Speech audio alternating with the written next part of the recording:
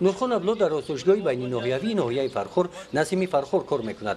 4 سال پیش وقتی که او به این آسایشگاه آمد کار را از استفاده عاقلانه و ثمرناک زمین‌های کارم نزد آسایشگاه قرار داشته شروع نمود. نیال‌های گوناگون میوه‌دهنده و سویافکن آورده چینانیده در آسایشگاه باغ بنیاد کرد.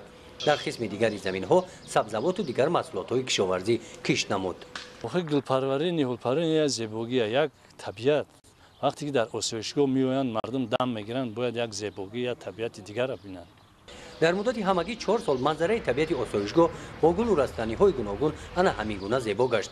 با مقصد آموزش تجربه نورخان عبدالله در سمت استفاده ثمرناک زمین مقامات اجرایی حکومت دولتی ناحیه در این آسایشگاه سمیناری آموزشی دایر کرد.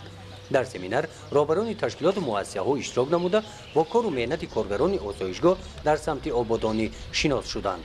محصولات عمومی آسایشگاه ما 5 گیتار را تشکیل می‌کند.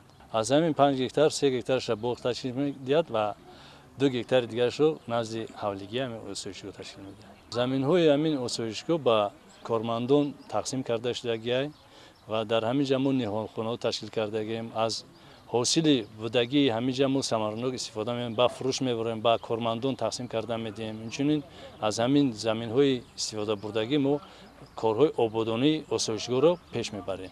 در قسمت رسمی سمینار قید کرده شد که همه تشکیلات و مؤسسه‌ها زمین‌های کارم دارند.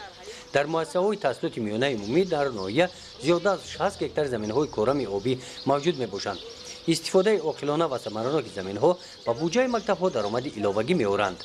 اگر مردم 20 سال پیش اگر همین اینیشیاتیو همین مردا که پیش می‌گرفتن همه خیلی منظره‌های زیبا و همه قدر نوگونی‌های زیاد می‌کردن که ما حاضر یک بیش دیگر رو متصور می‌کنیم. الان که ما بیش دیگر رو تصور کردیم بعد از اون که ما اون چیزی که دیدیم تجربه بوی این آدم شایان دستگیری است و ما با قناعتمندی گفته میتونیم که دوام دهنده کاری همین مردک میشیم. البته ما حتما همین کارا رواج رونق میتیم.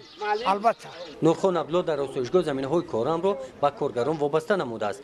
هر یک کارمند آسایشگاه قطعه زمین در اختیارش بوده را عاقلانه استفاده میبرد. یک قسم درآمد زمین به خزینه آسایشگاه داخل میگردد. از درآمد حاصل سال گذشته زمین‌های آسایشگاه امسال بنای نوی زمانوی ساختمانش در آسایشگاه به انجام رسانیده می شود.